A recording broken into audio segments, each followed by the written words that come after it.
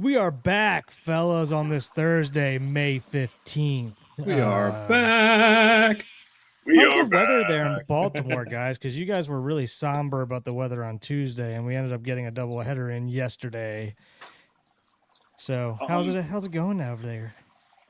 It's opening up a little bit right now. It was a little rainy and weird earlier today. So, but it's opening up. It's supposed to be pretty nice this weekend, at least temperature wise. I don't know about the actual precipitation forecast.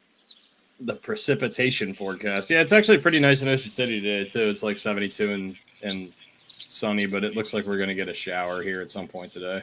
So, weekend looks good, though. We got music festivals, a music festival this weekend in Ocean City. So, Saturday and Sunday is supposed to be 80 degrees and sunny.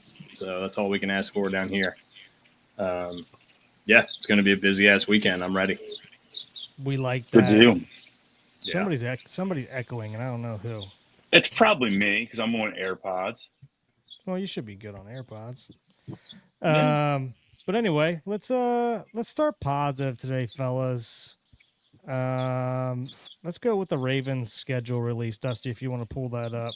Yes, I will. We'll talk about it a little bit. Share screen. I know how to do it. Here we go. Ravens schedule is up, and the last week is cut out, of course. Why wouldn't it be? There we go.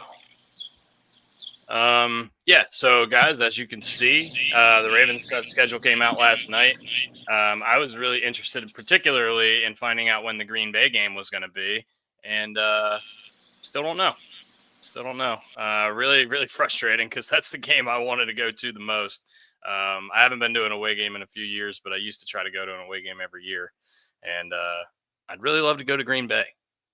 But it doesn't look like I'm going to be able to book flights anytime soon because we don't really know when that game's going to be.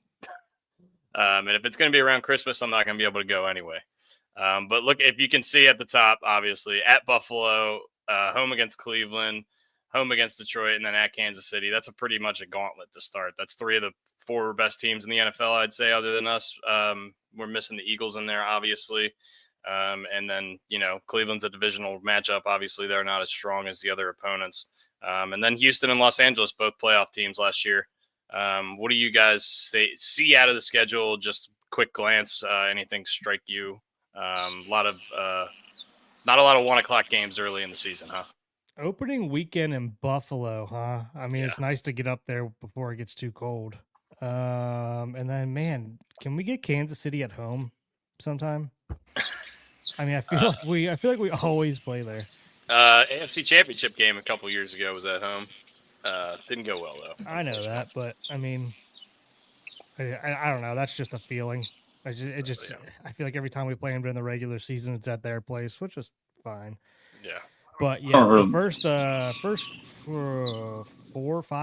first 5 weeks gauntlet, like you said.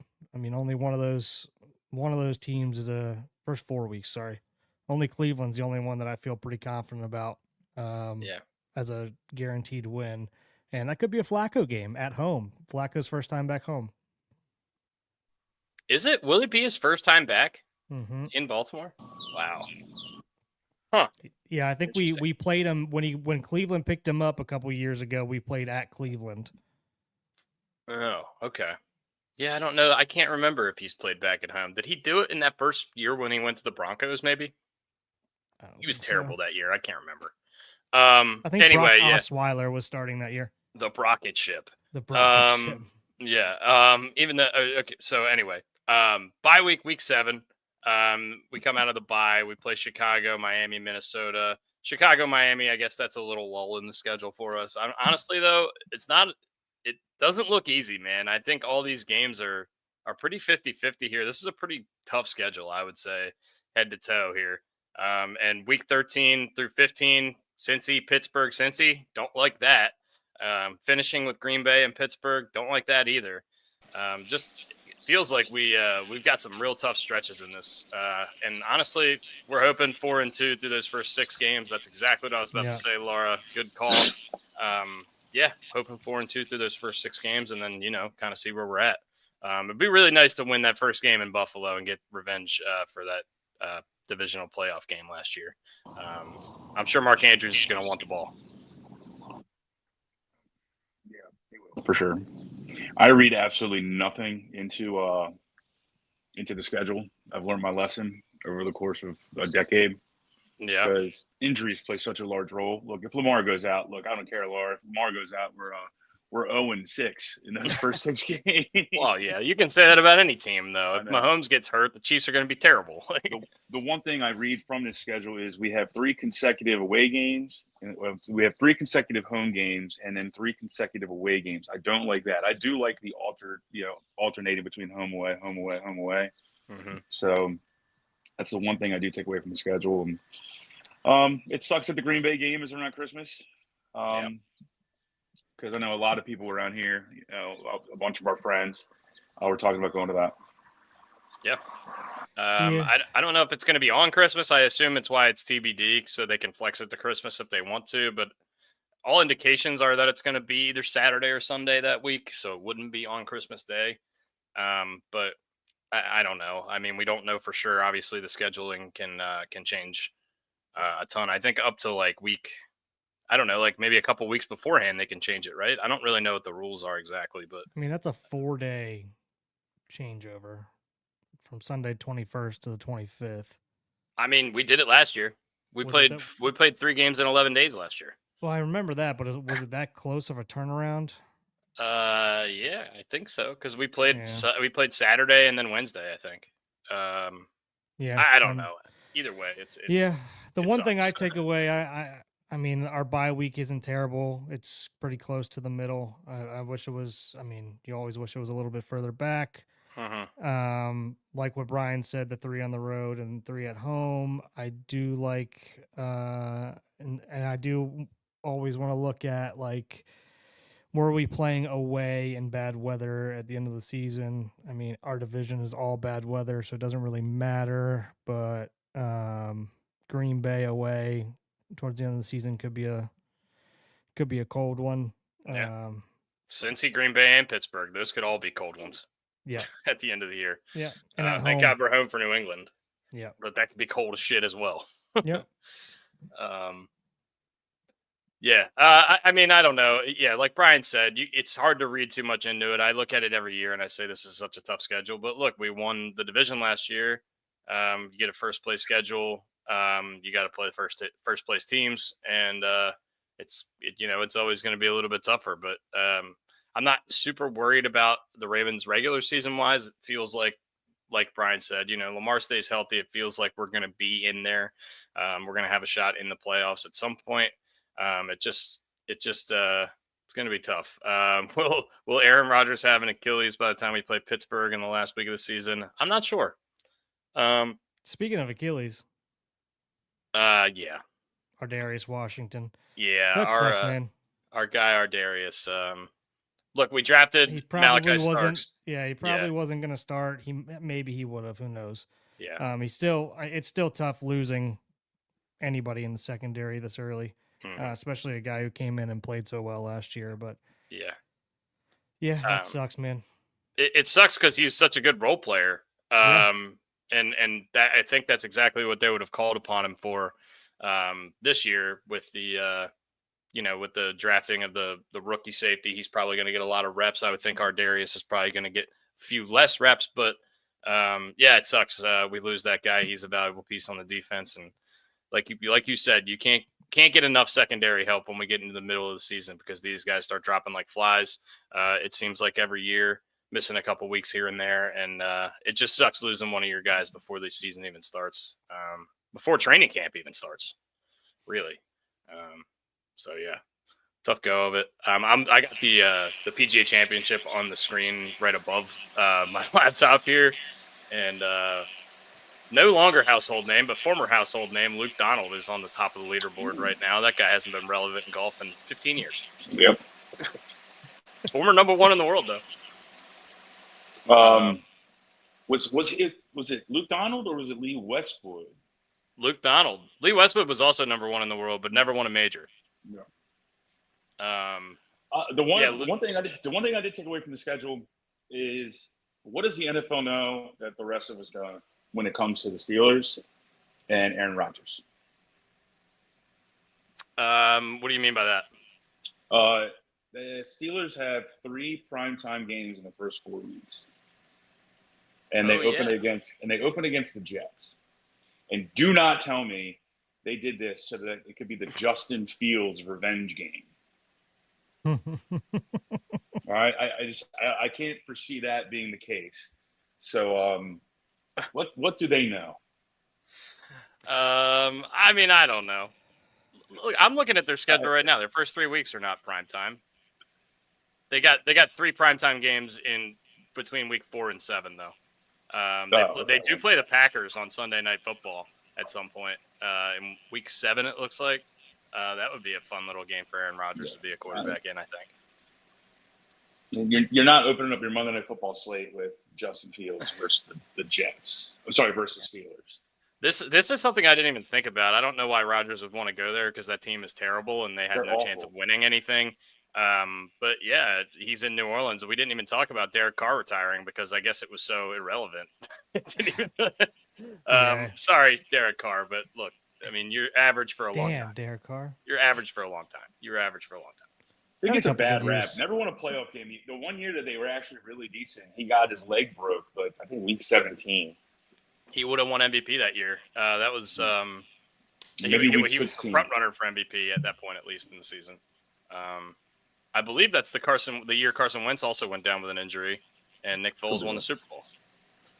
But yeah, Bobby Boucher showed up at halftime. And the Mud Dogs on the bourbon bubble. Yeah. I mean, the releasing of this schedule and how they stagger it now is, I don't know. It kind of rubs me the wrong way, and I don't have a reason for why it rubs me the wrong way, but it does. And yeah, I mean, it's just why does it have to be an event? I just feel like we used to just every now and back in the day, it just felt like we just got the magnets in the mail or whatever. You know what I mean? For the fridge. Now it's like a ESPN release thing. They make a show out of it like it's the freaking NFL draft. It's stupid. Because the NFL gets eyeballs, man. Everybody's. Yeah. I mean, it's America's pastime now. I mean, call it what it is. 24-hour news cycle. Yeah, so. I guess. I mean, yeah, and then they're gonna go straight back to Dallas and the Lakers and all that bullshit. Yeah, we always have to listen to. And we play on Thanksgiving, right? We do play on Thanksgiving. A couple of our friends have noted that we were playing Cincinnati Thanksgiving night. And they will be ditching their families to enjoy some nice tailgate about to be a hell shenanigans. Of a tailgate. Yeah. Is that a Delaware Dave possibility tailgate, or is that not a Thanksgiving move? Come on, I mean, look, come on. What do you think, man? That man's gonna have 4 smoked turkeys and 2 deep fried ones. There's no chance that he's missing that. I think the last 2 times we played on Thanksgiving, Dell's gone to tailgate. Either he's run it or he's the spokesperson for it. Yeah. But it's, you know what, that tailgate spot's got some of the best damn food. There's steaks with chimichurri going around and tomahawks and crab rangoons. This isn't tailgate. Crab rangoons? Yeah. I mean, you got me there. I love crab rangoons. Those old murder shows, murder documentaries where they want to hide the person because they put a black thing over their face and muffle their voice so they don't give away their identity. That's what you look like right now, Brian. Really? I can hardly see you. Yeah. Yeah. I can hardly see you. It's okay. I mean, it's fine. Yeah, I just think you need to get one of those little voice changers, and then we can just make it a 60 minutes bit or something like that. Should I talk like that? You should see if your Wi-Fi is connected or if you're. Where's Morley Cypher when you need him? I'll step back outside, boys. But it wasn't good out there either. So yeah, it's okay. God damn it! But we can hear you good. That's all that matters. Other huge news is Derrick Henry, $30 million, 2-year extension on top. I believe it's on top of this year coming up. So we got 3 more seasons with the King. And for everything that we've seen or everything we saw of him, He ain't slowing down. So, Yeah. which is pretty incredible for what's he 31 now? Like, Yeah, running. and I mean, This is old the for a running back. the biggest annual value wise. It's the biggest contract that's ever been given to a running back that's over 30 years old, and for good reason. The history of running backs aging past 30 is not great. You look at guys like Larry Johnson, guys like Sean Alexander that took really heavy workloads early in their career and got just kind of beat up and kind of tanked at the end. But we've been waiting for it. I've been saying it for like 2 or 3 years, fantasy draft wise. I'm like, I don't know if I should take Henry. I don't want to pick him the year that he finally goes down the hill. But this dude is just built fucking different, man. I don't know. I don't think it's happening. I mean, he's just a freak. You put a good offensive line in front of him, and then I mean we did a pretty good job last year of easing him into his carries as well. So as long as we continue to do that, I don't see a reason why a decline. I mean, he's the best. He looks like he's in the best shape of his life. I mean, it's just incredible. So, I mean, you see his workout videos; it's nuts. Yeah, yeah. And the guy never gets hurt. I don't think he's really had any kind of major injury over his career. I'm knock on wood. Fuck. Yeah, please knock on wood. Please. But yeah, I mean, can you guys think of any? I don't remember him having anything major in Tennessee. I remember him having like an ankle that kept him out for a couple weeks, but yeah, nothing major, nothing more than like you're not doing the whole season or anything like that. You had to say it, Brooks. Why? This is funny. Nick says it's like giving a contract extension to the Predator, and then we'll flash that real quick. Yeah, not the old kicker. Yeah. Hopefully, Derrick Henry doesn't go out to the Orioles mound after the first pitch. Probably tear his labrum or something, given the Orioles history. That's a bad word. That O word. We're not saying that today. Speaking of, I got a little story.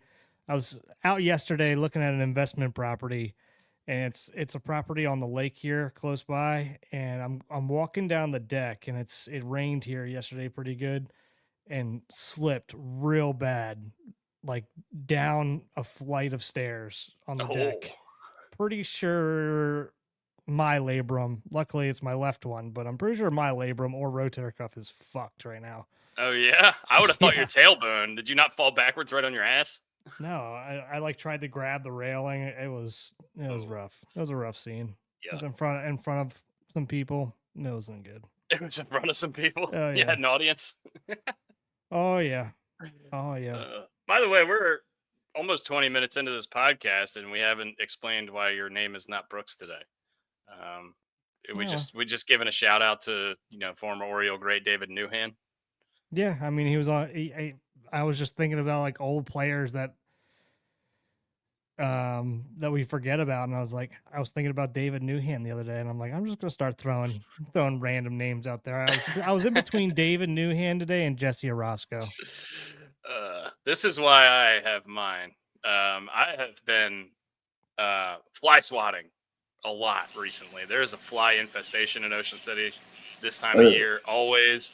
And I've not turned my AC on yet this year. I've been doing windows up, screens out, but I guess they're slipping through the cracks, and I've been fucking hammering these things all day. So, Get one of those electric ones. Yeah, but that takes all the fun out of it. Yeah, good point. Yeah, it's the thrill of the hunt, Brian. Sorry. When I worked at one of my previous employers, we had a salt gun. We could shoot flies with a salt gun. It was so much fun. We would shoot. That was yeah. Those are awesome. Yeah. But I don't think I've ever seen one of those. Yeah, they're pretty cool. It's like yellow and black. I'm sure they make different colors, but it's like yellow and black, and it's like a shotgun. Yeah, I think it's like a restaurant like joke kind of thing. I don't know what it, because I don't think it's actually its purpose is not it's not as functional as this. That's for sure. And you can get these for $2. Simplicity wins. Chris Kyle over there is massacring flies, sniping flies. Yeah. So I just saw a picture of Chris Kyle when I was doing the graphic for our war movies draft that we did on Tuesday. I just sent it to the boys. I just had to type in American Sniper, and I saw a bunch of pictures of Chris Kyle and Bradley Cooper. But yeah, anyway, football schedules have been released. Before you move on from movies, I watched a really good documentary yesterday. I know we like to bring up stuff that we've been watching for the audience. It just came out on Netflix. It's one of those untold stories, sports oriented. It's called Shooting Guards, and it's the story of Gilbert Arenas and Javaris Crittenton bringing guns into the locker room when they were with the Washington Wizards. It's pretty good. Shooting Guards. Yep. Is John Morant going to be on the next one? Oh yeah, John Morant's the cover athlete of that too. Highly recommend, but I will say at the end, it's a tough watch at the end. Yeah, there's just some sad stuff at the end of it. Yeah. Yeah. All right, go check that out on Netflix. You said Netflix? Yeah. Yeah, I've been watching The Last of Us on HBO. That show's really good. Controversial start to the second season, but we won't give any spoilies. And then Andor. You guys aren't Star Wars fans, I know that, but if you're a Star Wars fan, I'm sure there's one that listens to this podcast at least. Watch Andor. It's the best Star Wars thing that's ever been produced by mile. What is that? So yeah, it's like based in the Star Wars universe, but it's like it's like very grounded. It's not as many space battles. It's more like grounded and like human stuff happens in that show. And I don't know. It's the dialogue and everything and the way it's written. It's just so much better than, some of the, corny, like big sci-fi movie kind of stuff. Put me to sleep. Yeah. Brooks hates it. But anyway, if you're a Star Wars fan, go watch that. Let's move on to baseball. And before we talk about that nasty O word that we're going to have to talk about at some point in this program, Pete Rose been reinstated into the MLB as well as, I believe, 17 other players posthumously reinstated, including shoeless Joe Jackson.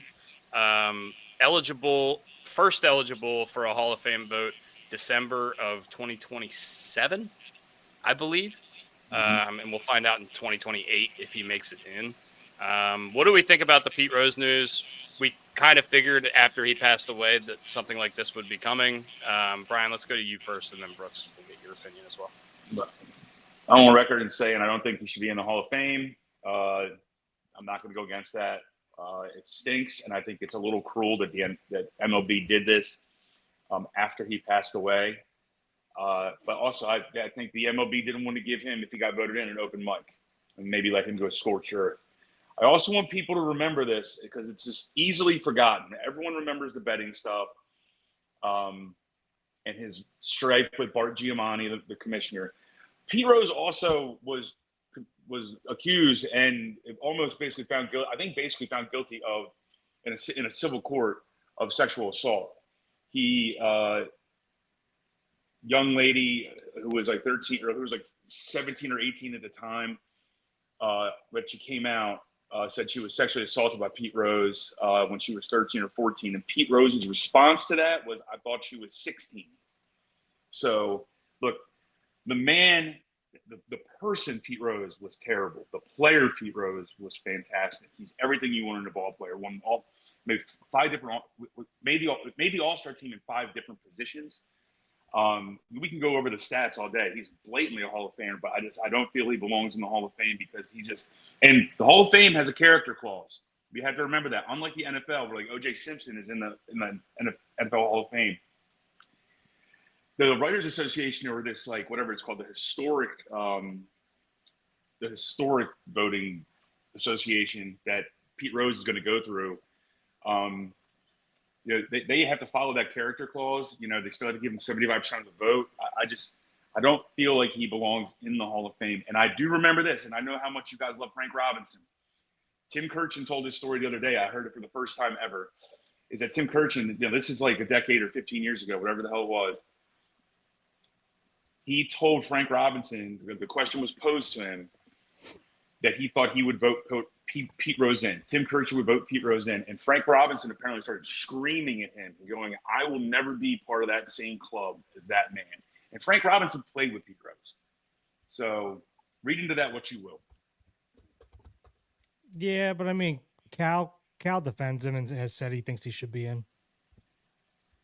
I mean, just playing devil's advocate, and I'll play devil's advocate on this too. Not saying I agree with it, right, wrong, or indifferent, but bringing up the possible sexual assault stuff. That I mean, we can't sit here and say that because he wasn't charged, or anything like that. He said it. He said he thought she was 16, whatever it is. 16 is the age of consent in Ohio where it was happening. So technically, there was nothing wrong with it. Obviously, there's stuff that's been said that this probably went across state lines, probably into other states that didn't allow that. So it's a... What does the character clause really get down to? Because he wasn't charged with any of this. There was nothing found guilty on it. There's a whole lot of other people in the Hall of Fame that have done some really bad stuff. Yeah. And I get it. So I don't know where the line is. And this is just me playing devil's advocate. Do I agree with? I mean, the guy was married with kids when this was going on. So obviously not a good human being to do it in the first place. There's plenty of people in the Hall of Fame that have cheated on their wives. And I get this comes down to like, was this statutory rape or whatever? Whatever. Yeah, you know this better than I do, Brooks. But it's like, I don't know. I'm sitting here. I'm playing devil's advocate. I don't agree with it at all. But obviously, I'm sitting here trying to like, where's the line? You know what I mean? I just don't know. I'm throwing that out there. I'm just throwing facts out there, really. That's fine. And I think what rubs a lot of people the wrong way before Dusty gives his opinion is Pete never really showed contrition for what he did. And apparently there is evidence that he did bet on games when he was a player. He was busted for betting while he was a manager. Yeah. So and then he came out in a book when he released his book. What, 10 years ago or so? Oh, more than that. 15 years ago, whatever it was. Yeah. He said in that book, that's what people got pissed off because he said it in the book and then never came out and like said it out loud or apologized for it. And then just released the book and everyone thought it was a money grab. That's what pissed a lot of people off. Exactly. Yeah. It was a for-profit book. He lied for all those years and then he made profit off of his lie. And I've always said the best thing that ever happened to Pete Rose is he didn't get in the Hall of Fame because everyone brings him up every single year the Hall of Fame happens. Yeah, look, I mean, there's a lot of guys that are in the Hall of Fame, like Brooks said, that have a lot of more glaring character issues, namely a lot of the guys that played towards the end of the 1800s, early in the 1900s. Yeah, I mean, we've talked about on this podcast. Yeah, the stories about Ty Cobb are bad. Yeah, I mean, like, we have guys in the Hall of Fame, and even from later than that, like 40s, 50s. Gaylord Perry was fucking using spitballs and fucking up baseballs, scuffing baseballs so he could get an advantage. I mean, there's guys doing all kinds of like stuff that's outside of the rules, and even stuff that's as bad as some of the stuff you guys touched on. That I don't know, like the Kirk Schillings of the world. What are you about to say? Can you pull up the character clause that what it actually says so we can read it? Sure. But go ahead with your statements, though. No, I just I don't know. I've always thought that Pete Rose should be in the Hall of Fame just because of the stuff on the field. I think the character clause in general is kind of. I just think they use it when they want to and they ignore it when they want to, kind of thing. And it just feels like it's not. It needs to be a very set standard, a guideline or principle used by voters to consider a player's integrity, sportsmanship, and conduct, along with their on-field achievements. It's a way for voters to evaluate a player's overall character and contribution to baseball beyond just their statistical record.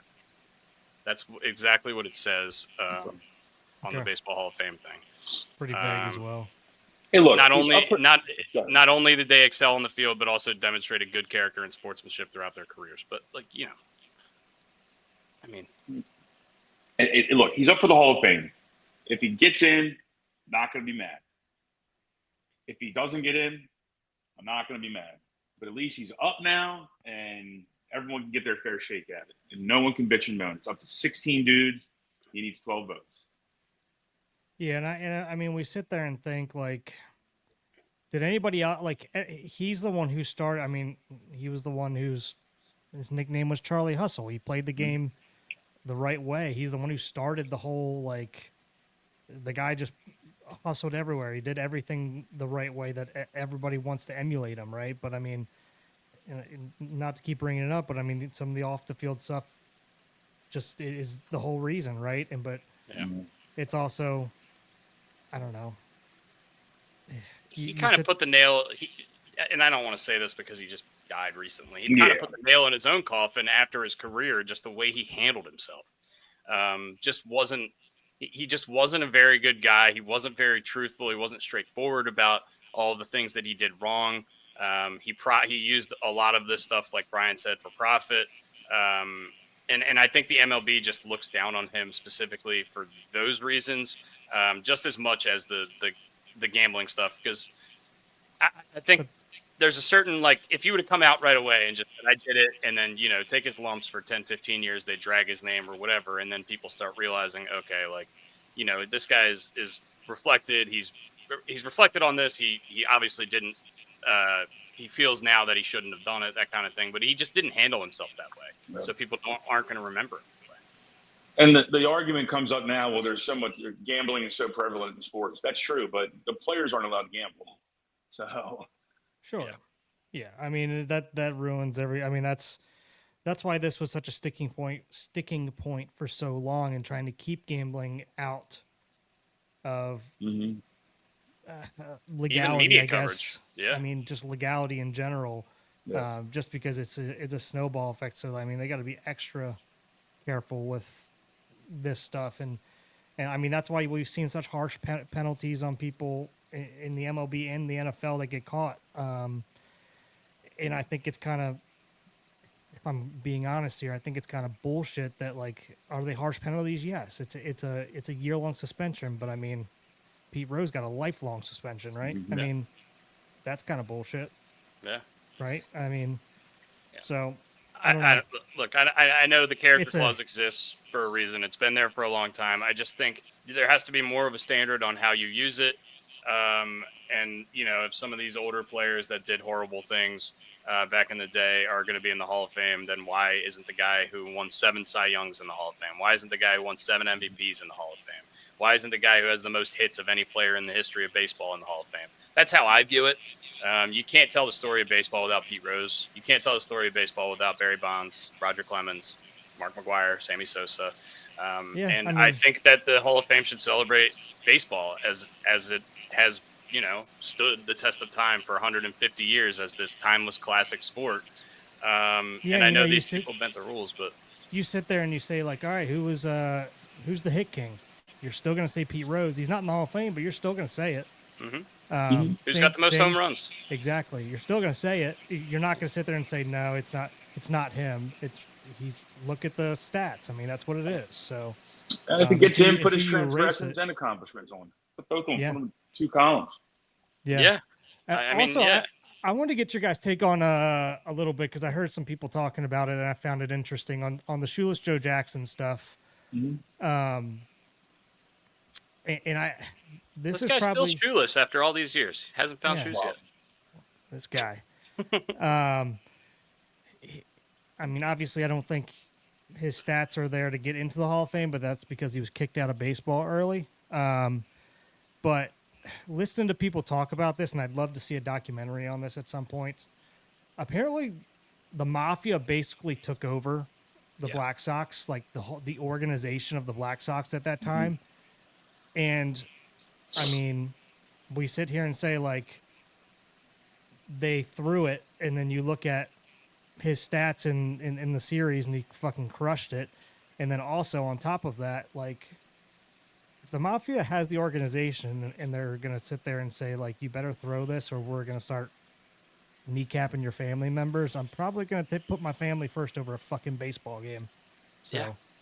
Especially back in the day before the MLB was obviously what it is now. It was just kind of a ragtag, thing. It wasn't exactly like the national thing, the international thing that it is now. Shoeless Joe Jackson retired in 1920. By the Oh, way, Shoeless Joe that was Jackson a played for forced. 13 years and had 62 WAR. Holy shit! It was a forced. I mean, they kicked him out. Yeah. I mean, I don't think it was actually a retirement. I think he was just banned. Yeah, 356 career batting average. So 375 I in mean, that World Series. I'd like to go back. I know I've watched a documentary on it, but it's been like probably over 10 years ago now. So Yeah. I'd like to go back and look at some of these documentaries on Shoeless Joe Jackson again, because that's just like one of those urban myths that I feel like we get bits and pieces of, but aren't fully educated on all the time because it doesn't get brought up a ton. That's what I like about some old school baseball stuff. Not the mob. I don't want to qualify here, but did Babe Ruth really call his shot? If he did that today, we'd have 68 camera angles, we'd have analytics and all that stuff. Mhm. Was he actually pointing to a guy in the bullpen, so tell him to fuck off, or was he Mhm. actually calling his shot? But it's the lore of it's pretty sweet. Yeah, yeah, and I mean it's weird, right? Because I mean, Jim Thome technically called every shot, right? I mean, he stuck his bat out on every between every pitch. I mean, that was just his thing. It wasn't. I don't know. Yeah. It's just that is kind of the fun lore of the old school baseball and what gets lost in translation over hundreds of years. Yeah. Amen. All right, let's move on to the dreaded O-Birds. The Boreals. Yeah, the Hey, Dusty, I want to go back to Derrick Henry real fast before we go to this negativity. Did you look at the contract? Is this really a 1-year deal, a 1-year extension? Because he already had 1 year left on his deal. So we have him for 3 years, technically. I think so he can basically get the out? third year is essentially a void year. It's basically I think he's going to be here 2 more years, and then they'd have to extend him again. I think that's kind of how it worked out. I'm not see what's 100%. like. I don't know if they may not have announced the details of it yet. I'd like to see what's guaranteed too. They said I'll 25 pull up guaranteed. the track. Okay. It said 25 guaranteed, but I didn't know there was a difference between guaranteed and fully guaranteed until someone got the big contract recently. This is 2 years. Like I think they started using this wording last year, I think, or 2 years ago. It's annoying. Yeah, so he's unrestricted free agent in 2028. They haven't put up the cap numbers for his new. It says 2 years, 30 million, 15 million a year, 25 million total guaranteed, 2028 unrestricted free agent. But the cap hit stuff hasn't come out for 26 and 27, so I couldn't tell you. Obviously the Ravens will probably move money around so that the 2027 season, 3 years from now, will probably be one that if he's not performing, they can just cut him and then restructure or go another way. I don't really know exactly how it works, but either way, he's going to be on the Ravens for at least 2 more years. So we got good news there, because I think all of us are excited for what he brings to the offense. And yeah, hopefully he'll help us win that Buffalo game at the beginning of the year. We're going to need all the help we can get because we got a tough road ahead of us. Speaking of tough roads ahead of us, the Orioles are playing the best team in baseball right now, the Minnesota Twins, who have won 10 straight games, 5 of them against the Orioles. So not really great stuff going on. What did you guys think about the games yesterday? I had the sound on at work, watched the whole doubleheader during my shift. It was a slow shift, so I got to watch every pitch, and it was great. It was just one of those days where I wish I was busy so I didn't have to watch the games at all. Go ahead, Brian. This is my take. What do you want me to say? I mean, we're going to beat a dead horse. I know we have to talk about them a little bit because our hometown team, we have such passion for them, but I got nothing. I got nothing I haven't already said. It's tough to watch, and what I'm really scared about is fans not going to the game anymore. Because we've been doing pretty good, at least on the weekends, about filling up the stadium. Now I don't want to go back to those 2009 days where you go to the ballpark and we look like the Pittsburgh Pirates with like 2,800 people in the stands with an announced attendance of 7,000. I know doubleheaders are tough attendance-wise, but that second game yesterday, it didn't look like there was 10 people in the stadium. It looked bad. it looked like the last couple of years of the Oakland Coliseum bad. It was ugly. And honestly, if I live in Baltimore, why am I going? What is this team giving me? Is this team giving me a reason to go? I know, and I don't want to be a fair weather fan. And I know people, you got to support your team through thick and thin, but this is fucking disgusting. There's no energy on the team. It doesn't seem like we finally, take a lead and then it gets, thwarted right away. It just sucks. And Nick saying that the season's over before Memorial Day weekend. Elias and the number nerds have already decided to pivot and try to sell and retool, but I don't trust their vision anymore. Sorry, not sorry. I don't blame you. I think a lot of Orioles fans are getting to this point as well. I think they've gotten to this point over the course of the season already. If you look at Orioles Twitter, it's a fucking hellscape over who should get fired, Brandon Hyde, Mike Elias, should David Rubenstein sell the team? Like, there's a lot of overreactions going on. And I mean, to a certain extent, they're warranted. Look, it's been a really bad start to the year. It sucks. It's my favorite team to watch day in and day out through the summer, and it just feels like a grind right now. I don't like watching it. I'm not watching every inning of every game like I usually do because it's just tough, man. I don't want to watch us lose by fucking 6-7 runs every game. And it's just the inconsistencies with the starting pitching staff. Now the bullpen's starting to struggle a little bit, specifically Yenier Cano, having a really tough go of it recently. A lot of people are. I don't want to just highlight him. And the bats, a couple of them seem to be coming alive. Gunnar seems to be hitting the ball pretty well. O'Hearn's still hitting the ball pretty well.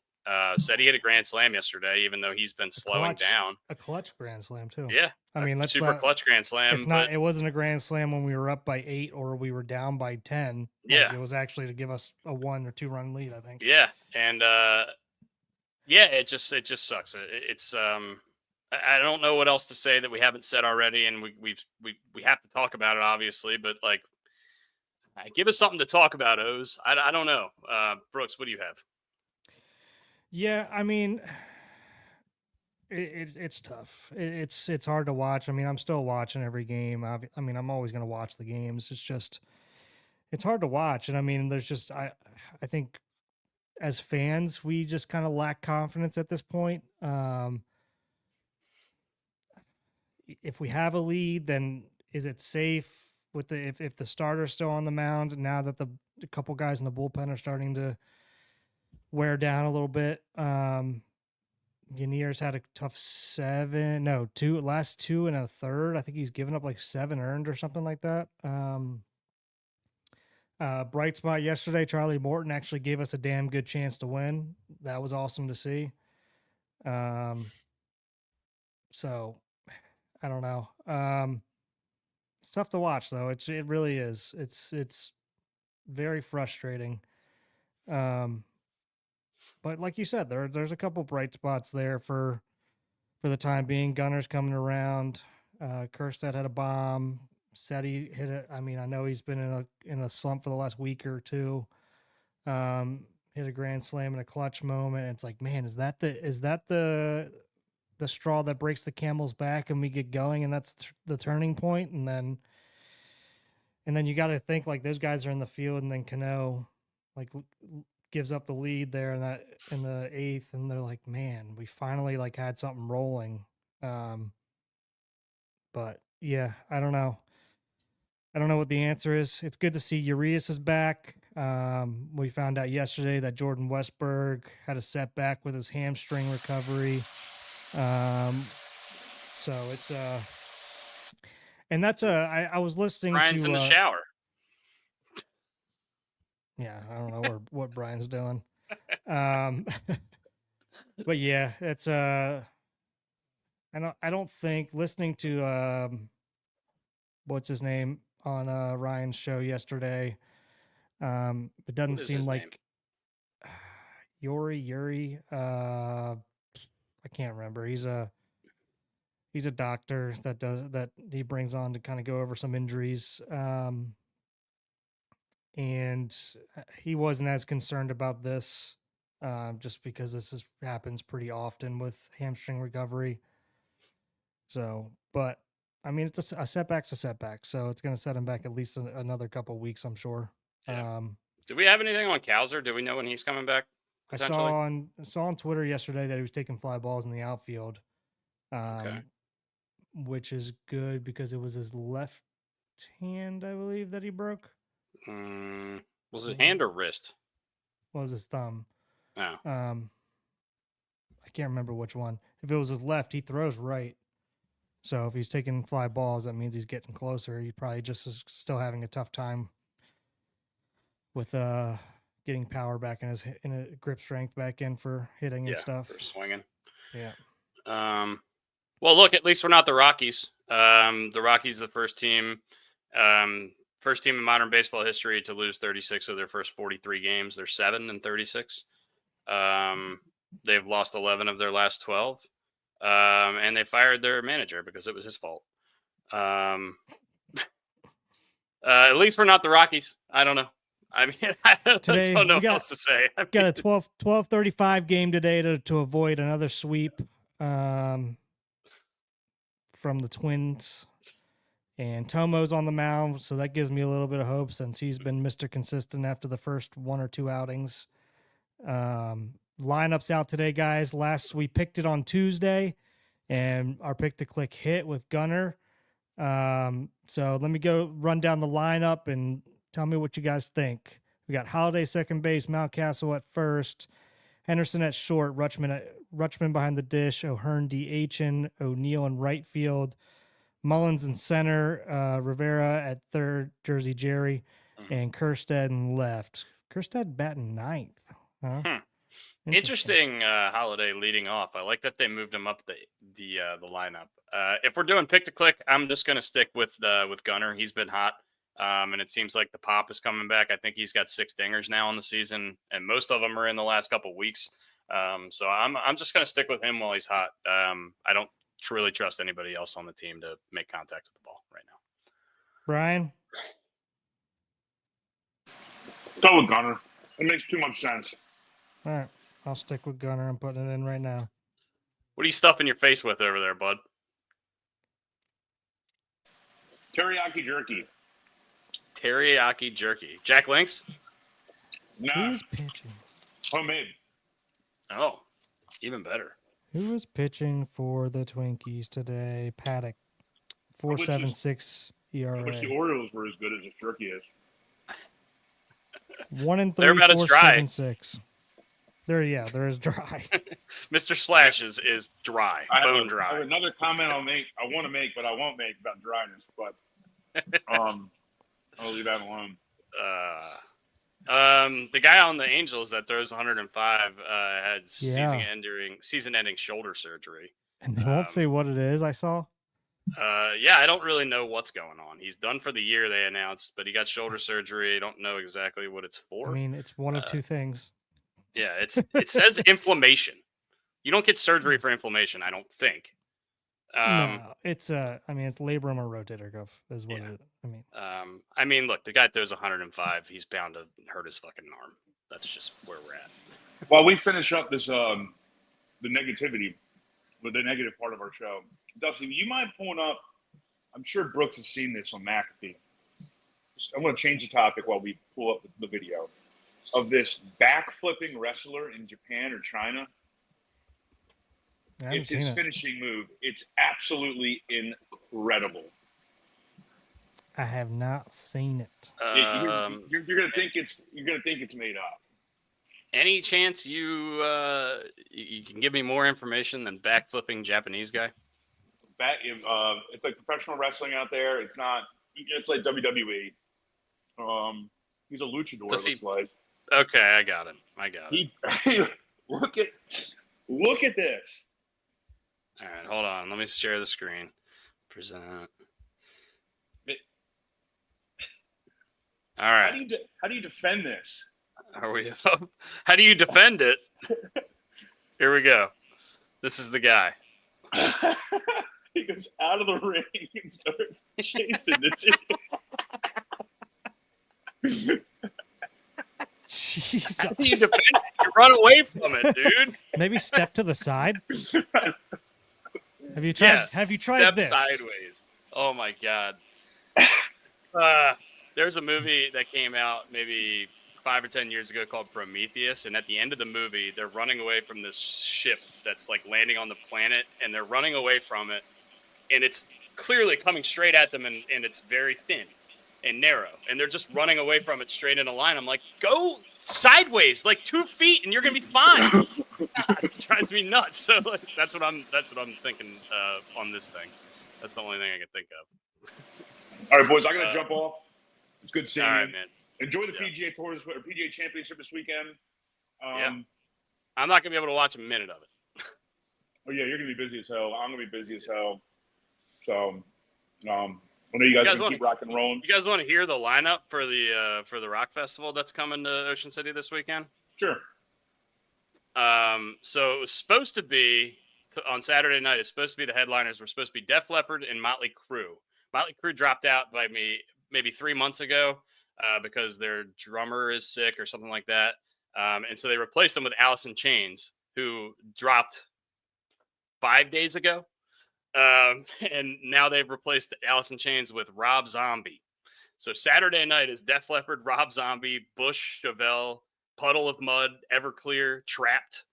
A lot of names in there. And then Sunday night, Nickelback coming down to Ocean City. Nickelback, Shinedown, 3 Days Grace, Alice Cooper, Bret Michaels, Candlebox, Crossfade, Blackstone Cherry, Saliva, Fuel, Lit. Whole bunch of Lit. My own worst enemy. Yeah, it's going to be a ridiculous display of humankind, I think, in Ocean City this weekend. Yeah. Well, and we got Preakness here in Baltimore. We got the Black Eyed Susan tomorrow. It's hopefully the weather holds off for all of us, so we can all have good, make some money, and everyone gets in good spirits. And the Orioles actually win a couple baseball games. You guys does anybody care about the Preakness because the horse that won the Derby isn't racing in it? No one cares. Is that just going to happen forever now? Like, are they ever going to run the horse in 3 straight races, or is that just like an old way of thinking? Oh, we talked about this before. If I'm NBC, I'm making sure that horse plays. Yeah. All right. Well, Bri, we need to go. See so you guys. Get out of here. We'll see you, good. buddy. Have See a you, good bud. shift. Yeah. Yeah, I mean, we can talk a little bit about the PGA Championship unless you want to have any more discussions about baseball right now. I certainly don't. There's not a ton more to talk about with the Orioles until they give us something to talk about, unless moves start being made. So, or if there's something drastic that changes. But besides that, we got the Caps tonight. They're down 3-1 in the second round to the Canes, who always seem to be a pain in our ass. But game 5 tonight, like I said, we're down 3-1, so we got to win out. And we are at home, I believe. Caps, I think they're at home tonight. Yeah, they're back at home. They're back in DC, trying to avoid going home. They were one of the best teams in hockey all year, and really hoping that the season is not over tonight. But based on the math, it looks like they're not going to make it out of this series. Hopefully they can scrounge something together, win 3 straight, and take it to the next series. But we'll see. I don't really have any other analysis or anything on that. We're just, hoping that the Caps can win. I'm going to be watching until I have to go to work later. I'm going to be watching the golf, and I'm probably going to have the Orioles on a very small screen for as long as I can tolerate them. Maybe my phone. I don't know if I can go much bigger of a screen than that for the Orioles right now. But yeah, I have a bunch of bets that I posted for the PGA Championship that we posted. Brooks put them all on a nice little neat list so we didn't have to go through all the screenshots, and I really appreciate that. Harris English to top 20, Wyndham Clark to miss the cut. We got Xander Schauffele, Patrick Reed. I can actually just put it up on the screen so you guys can see. And we can just go over some of these picks. Man, you hate Wyndham Clark this week, huh? I don't like Wyndham Clark this week because he just misses cuts in majors. Since he's won the U.S. Open at LACC, I believe he's played 12 majors since then, and he's missed the cut in 7 of them. So I'm getting more than 50-50 shot, and I'm getting plus 160 odds. So it's a flyer. Yeah. Can Wyndham Clark win this golf tournament? Yeah, probably. But I just have a feeling based on the trend line, and it just makes sense. So Harris English, I always like for top 20s at majors, because why is he plus 400? He comes in the top 20 of all these tournaments. He never has a chance to win, but that does not matter when you bet him to top 20. Right now he's T16. He's 1 under. Anything under par today looks like it's a good score. The leading score on the course right now is -5. And the best players in the world, that being the 3 guys grouped together: Scotty Scheffler, Rory McIlroy, and Xander Schauffele. Scotty is even, Rory and Schauffele both 2 over. So it looks like Quail Hollow is showing its teeth a little bit today. I feel like this which is is a one good of the thing. easier courses usually. Not easier, but this is one of the courses where people score on pretty good. So what they did, because the last year at Valhalla, the scoring was kind of outrageous. I think Schauffele won it at more than 20 under. I think he won 21 under. I think the PGA of America decided this year that they were going to grow out this rough and make this course hard as shit. And you know how these guys are. I mean, they can, if they don't cut the rough for a while, they can screw these guys up big time. And then they can cut down some other rough. Like, there's a drivable par 4. I can't remember exactly what hole it is, but I think they shaved down the rough on the left side of the green because it feeds into the water. So now guys are not going to be hitting driver into that drivable par 4, because if they miss left at all, the ball's going to roll into the water. There's no rough to stop it. And they've been talking about that on the Fairway Rolling Show. So if you listen to that podcast, you're probably hearing the same thing twice. But yeah, I mean, Keegan Bradley, Captain Keegan, getting out to a hot start. He's 3 under through 10. This is a course he generally plays pretty well on, and he's won a PGA Championship in the past. And he's trying to fight his way onto that Ryder Cup team. He is the captain, and he basically said he's not going to pick himself as one of the 6 captains picks. So if he wants to make the team, he's got to earn his way on the team, and he's got to be one of the top 6 Americans in the world golf rankings as of the playoffs starting. So if he wins this golf tournament, he puts himself in a really good position to do that. Or if he just plays well. So good for Captain Keegan. I got him in a parlay down here with Sung J M for top 40s. Sung J always plays well at this course too. As far as the other top 10, hasn't he? Yeah, he's played really, really well. He's just kind of, hanging around between 15th and 25th, which is good.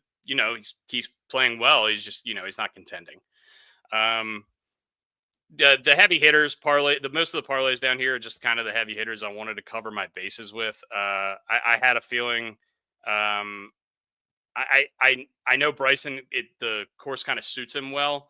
I don't necessarily love him this week, but I had to get him on the card somehow, some way, just because he's been playing so well in the majors. And he's just so good, and he's such a grinder. I wanted to get him on the card some way, somehow. I said this on the pod last time, I think Tuesday, the Keith Mitchell stuff. Those are dart throws, obviously, round 1 leader and the lowest round of the weekend. But Keith Mitchell, in like his last 5 starts, has not been outside of second place. After the first round, he's just been kicking ass in the Thursday round. So that's why I like to throw those little dart throws down there, $5-10 on those. Has he teed off see today if we yet? can hit something. He tees off in 15 minutes. Gotcha. 18 minutes, actually. But yeah, he hasn't teed off yet today. Shane Lowry got off to a really slow start. He was, I think, 4 over at one point. He's made 2 birdies in a row, so he's back to +1. He's getting his stuff going. Homa hasn't teed off yet. Cantlay is the only guy on this card so far that's really struggling. He's +4 through 13. But once again, the low round on the course right now is 5 under.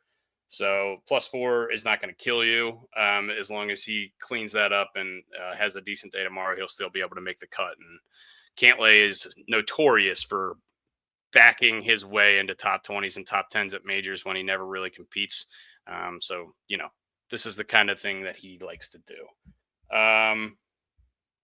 On the course, I mean, the guys at the top of the leaderboard are not big names. Like I said, Luke Donald hasn't been relevant in a long time. Ryan Fox, Alex Noren, who's a guy that kind of dominates the Euro Tour, but doesn't really play all that well in America generally. This Yep. Gracerman guy has been Max. in top 10s a lot Yeah. recently. He's a guy whose name you've been seeing quite a bit. I agree with that. Steven Yeager too. He's been feels like around the hoop a little bit this year. Matt Fitzpatrick's not a guy I've seen near the top of the lineup, near the top of the leaderboard in a while. Chips and putts cross-handed. It's really, really weird. He hits 40-yard chip shots cross-handed. But he won a major a couple years ago. And John Rahm, who kind of shit the bed Thursday this year at the Masters and then had a good weekend to get a top 15 at the Masters, is playing decent. He's 1 under. Like I said, the leaders now are at 4 under, not 5. So I guess once again, Quail Hollow is showing its teeth a little bit. So anything under par today, it looks like is going to be a good score. You just got to keep yourself in contention.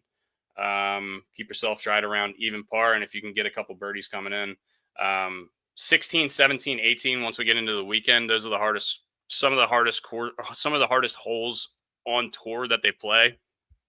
So that's going to be a really tough stretch for those guys. So if it's close coming down the stretch on Sunday, just be wary that 16, 17, and 18, there's a lot of bogeys to be made out there. And it's going to be dry. They got a lot of rain in Charlotte this week, and it's going to dry out throughout the course of the weekend. So on Sunday, I'm really hoping that that it's close so we can get some fireworks on those holes. Yeah, I mean, other than that, I'm just interested. I'm excited to watch some golf. There's some other good stuff in here. I mean, Tommy Fleetwood's still at even at 15. Mm-hmm. Danny McCarthy, who I said avoid the shorter hitters that kind of grind with the irons. Danny McCarthy's even through 10. Good for him. Akshay's -1, I think. Yeah. Akshay's thing is he needs to do it on the weekends. He's just been struggling. He's been really good on Thursdays and Fridays and just struggling on the weekends. But he's a young guy, it's to be expected out of the younger guys. Season's not over till the fat lady swings or sings. Yeah, Pigtown. It's so hard to watch the Orioles play baseball, man. Yeah, we get to do it. He's been putting so many stats up on Twitter recently that they're just depressing to see. Are they like good trending in the right direction stats, or they're trending in the wrong direction stats? No, still bottom of the league in a lot of stuff. Like our top 3 hitters are still bottom of the league in a lot of stuff, and I don't know. We got to be moving in the right direction a little bit because I mean we've seen it here over the last week or two where we've started to. I mean it's still not good by any means, but it's. I'm determined to get someone fired. I think he put something on there about his batting average or maybe I was on the podcast last time. His minor league batting average was better than the current hitting coach. Yeah, or one of them. Shit, at this point, I know we've given him a lot of flack on this pod, and rightly so because the last half of last season and the first part of this season has been pretty bad. But are we starting to hit the panic button with Adley a little bit? I mean, he's hitting 184 in his last 15 games. He's hitting what is his batting average? 197 for the season this year. What's going on? I don't know. I do think there's some bad luck in there, and like you see it all over Twitter. Like he's got like the highest hard hit rate in the league, and barrels and everything else, and just not finding holes. And everyone's like, well, who gives a shit? He's not finding holes. I'm like, I get it, but at least he's putting above average swings on all these balls. So I'm not hitting it yet, but I mean, I was sitting here thinking the other day with like Basayo getting hot down in the minors. I mean, just I'd do anything right now to find a spark somewhere. I don't know. Any way we can. Right? I mean, I just don't know. I don't know. Adley needs to get laid. I think that's the problem, according to some people on Twitter. That's what I'm hearing. I don't know. Torpedo bat is helping him, but he's not strong enough to produce power. Yeah, I mean, maybe. I don't know. I don't know if it's the torpedo bat. I don't think the at bats look bad. No, and he has come up with some hits and some good and with some Yeah. runners in scoring position and stuff like that, which I was happy about.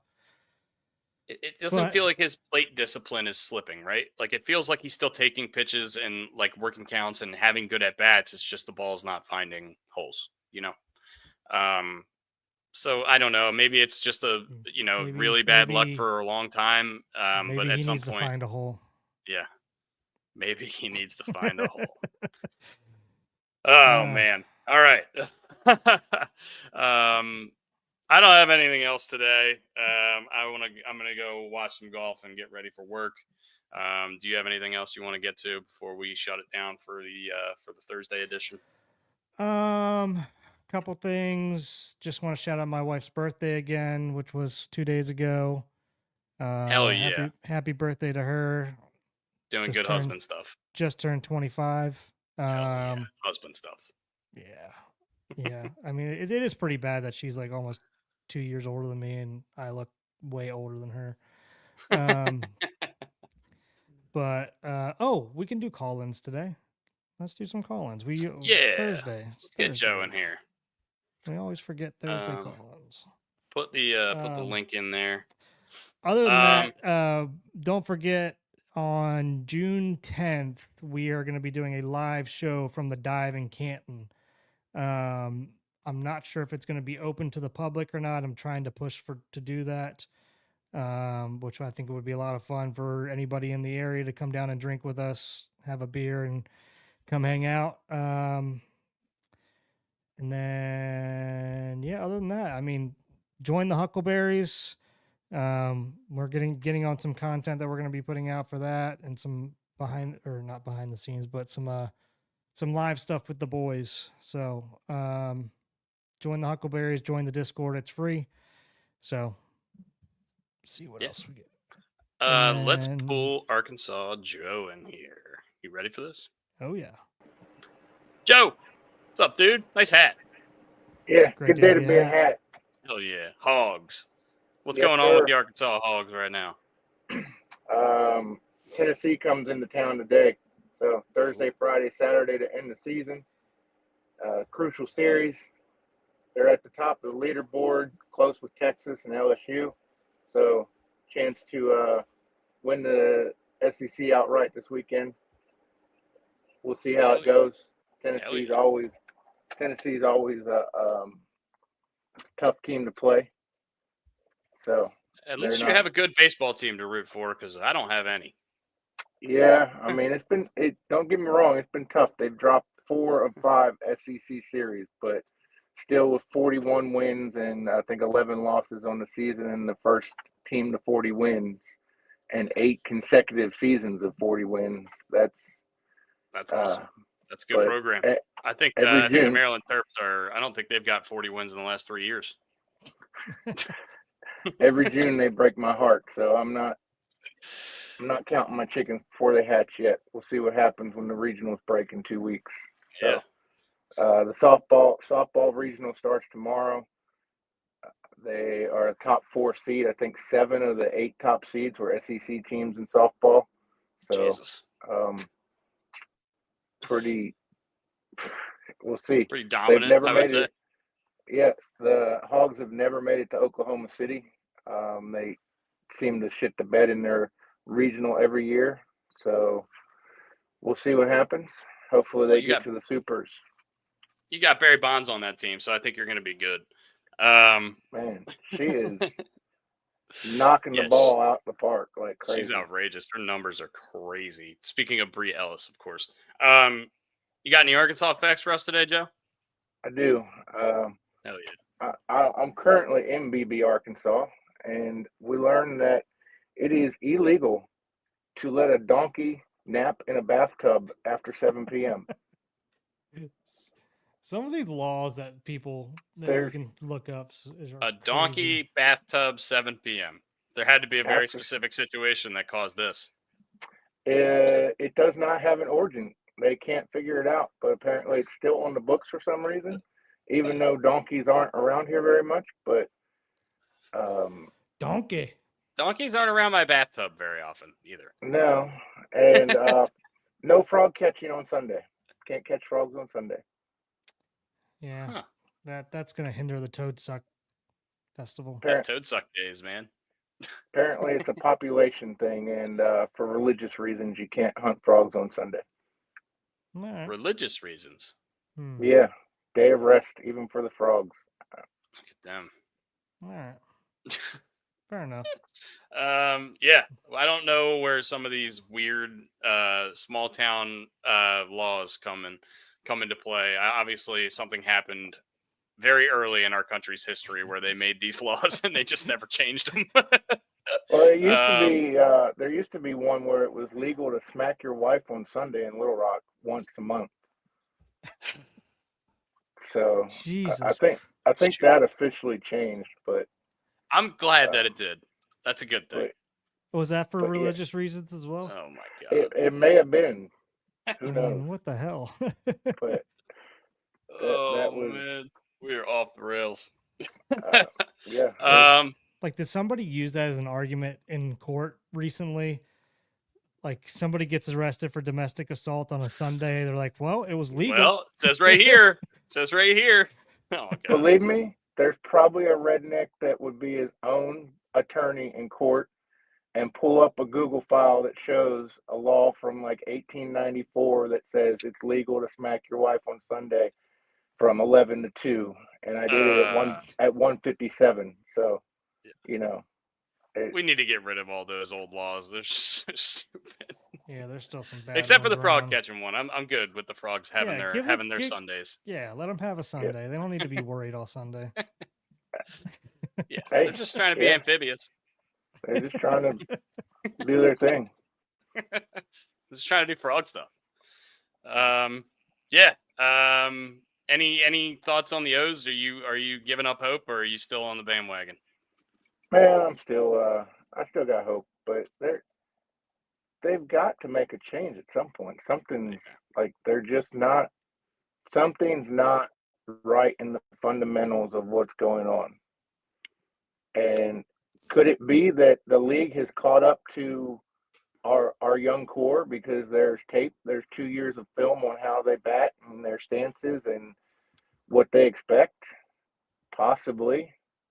But if that's the case, they need to change. I mean, Ripken went up there and changed his stance probably 3 times a game sometimes in his career. So man of many stances, that's for sure. If you need to change your approach, your stance, it has to be a pride thing at this point. Yeah. I mean, I totally agree with you. They don't look like they have any kind of life. They do for a couple innings. They had a spark after the Mullins grand slam yesterday, and then, they hit the Twins come right back and hit us in the mouth, and we just can't respond. It feels like there's fight sometimes, but not all the time. And especially when we're down 2 or 3 runs, it just feels like it's insurmountable. It feels like a 2 or 3 run lead is a 20-point lead in a football game. It's like it's crazy. It just feels insurmountable, and it sucks being at that point in the season this early. I'm just curious that if these boys got some extensions, no matter who it was, if it would spark some kick in the ass to show that the team believes in them, whether it's Eflin, whether it's Tomo. Those Boris guys are going to be hard as hell to sign extensions to, but anybody, even if you want to say give Seti a 1-year, $12 million extension because you're not confident Bradfield's your guy next year. I don't think, and that gives Mullins a chance to even go next year and earn even more money and get a qualifying offer going into 27 if he does extremely well. Yeah, I mean, maybe that could change the fortune of the team, but it feels like it's more than, a couple extensions at this point. It feels like we need an organizational kind of shift because it just seems like right now it's just a lot of treading water and drowning, really. Do you want guys that's what they need to get them going? Like that frustrates me in itself. No. And then it's also like, man, why am I going to throw you money when you're not earning it? Fuck that. You're like, go out there and earn it. Like, Yeah. I mean, I love all these guys. Yeah. I mean, I love these guys. I really do. But man, they are just, it's frustrating. Oh, That's the only word you can say. Frustrating at this Yeah. point. like you sit And there and watch them underperform because like we've watched them for like a couple years, like be the best team in baseball. We record know wise. how fun and explosive this lineup can be. Like we could put up 8 or 9 runs in 3 innings, like out of nowhere, and it seemed to happen every third or fourth day back the last couple of years, and this year it just feels like we could go a whole week and score 6 runs.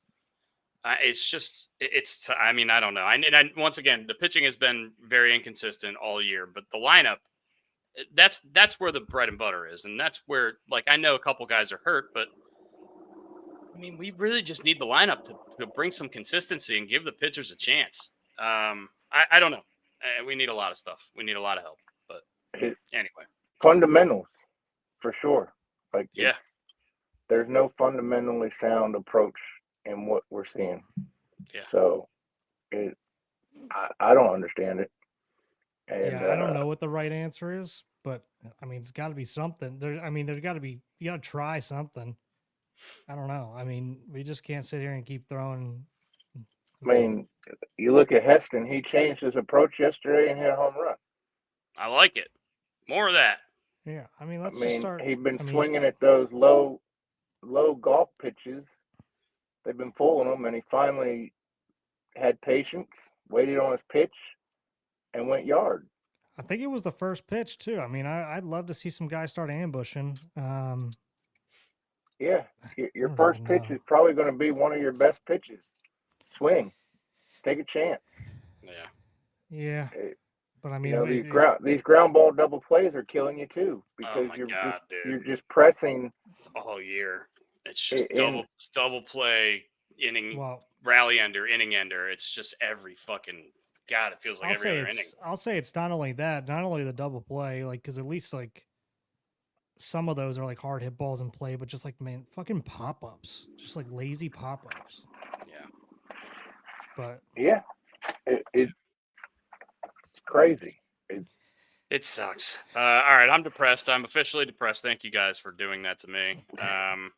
But it's not you. It's on the way out. Rest in peace, Sabu, the hardcore legend. Yeah, R.I.P. Sabu. Yeah. That was pretty devastating news. I know our buddy British Raven was a little upset. That's his guy.